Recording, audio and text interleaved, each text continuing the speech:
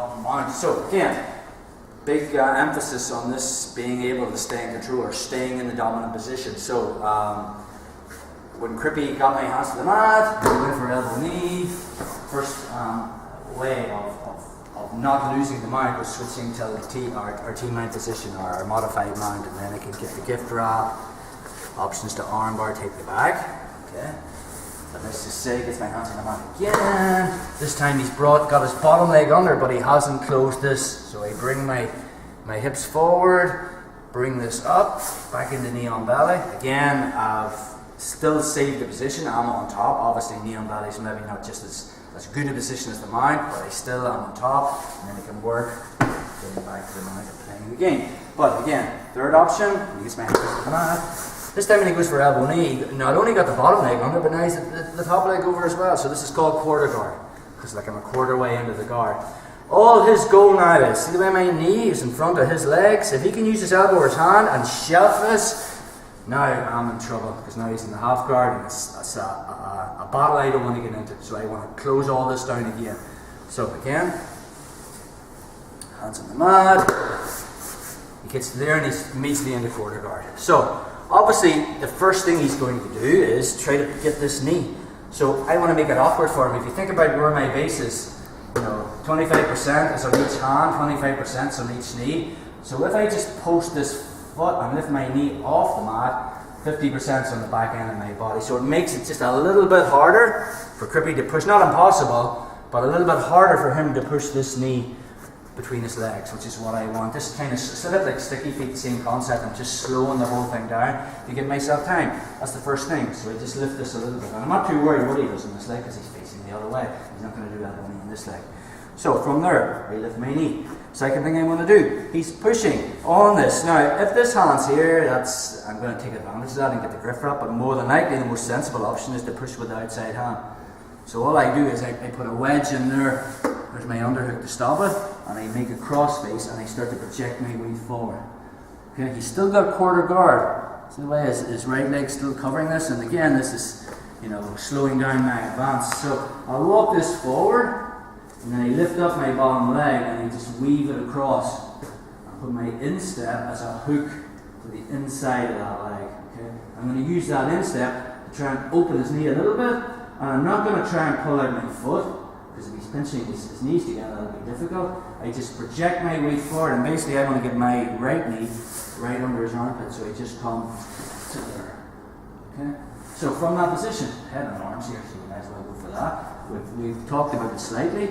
So from that position, all I'm going to do is I'm going to make his bicep touch his ear, so I project this forward as far as it goes. Before I hit the head and arm choke, wrist locks there.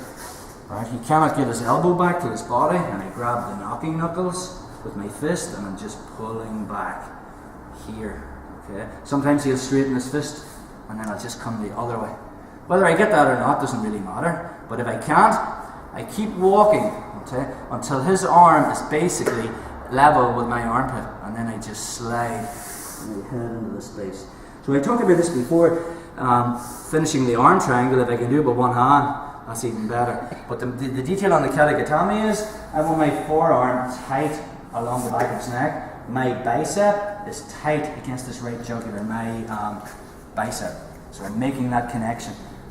Driving down, and then my clavicle is pushing his shoulder into his. So with one hand, I project my weight forward, and then I'm turning the corner this way to get the top. Sometimes, I don't get that bite. Everything's on the bite. Maybe he's doing this, answering the telephone.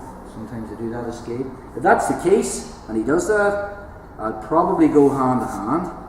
I'll come back up to the end of the lever, and I'll use my head to drive his elbow as far across as I can, and then I'll drop my shoulder down into it again. Then I'll project my weight forward, and I'll turn the corner. Again, if I still I'm not getting that, okay, I'm just going to lift my hips up, I'll windshield wiper across to knee on belly, and then I project my weight forward, and I turn the corner. Sometimes people do go to side control and they'll walk like this and they can still get it as well, but then Crippy can follow me. See he's following me? So I like that kind of knee on belly foot up and project my weight forward. Now he can't follow me. If I'm not getting the knee on belly, I just rewind back the way I came. So this comes back into mount. From there, I'll walk my hand forward again. And I'll start, look, see the way his wrist's under there? Just put my weight on it. He's wrist locked himself. Okay, so we just get back to the dominant position again. So from mine, the main theme is, don't worry too much about the submission, is the escape. So he gets my hands on the mat, goes head elbow knee, I can't do T-mount, he's covered it up, I've missed the bailout, and now he's wrapped me up with his feet. Okay, so first detail is, all the weights on my hands and knees, I want to put more on this knee, so I'm just lifting this knee off the mat slightly. Puts a little bit more weight on my knee, so when he pushes now, it's a little bit harder. But now look, watch, there's a space here. So we just swim this under, okay, and I'm hugging his head in the cross face. Sometimes I'll drop my head beside his ear to get him flat on the back. Okay, and then from that position, I'm going to walk forward. He still has quarter guard, so I'm just raising my heel towards my arse, and I'm putting in this hook, and I use my hook to flare open his knee. And this is the detail, I'm not pulling my foot out, because if he pinches his knees together, there's still compression on my foot. So I open the knee, and my right knee is going all the way. Look, I'll recede my weight back, and then I'm just driving my hips forward to here. Okay? Keep walking this forward. Make his bicep touch the side of his head. Try to get your elbow back, bro. It's not happening. It's the first submission I'll always go for. Look. Grab the knuckles, pull it back. Okay? Sometimes you can use the mat, I can pull it in here and just put my weight into it. There. Or, if it doesn't come off, nothing lost from that. You haven't sacrificed your position.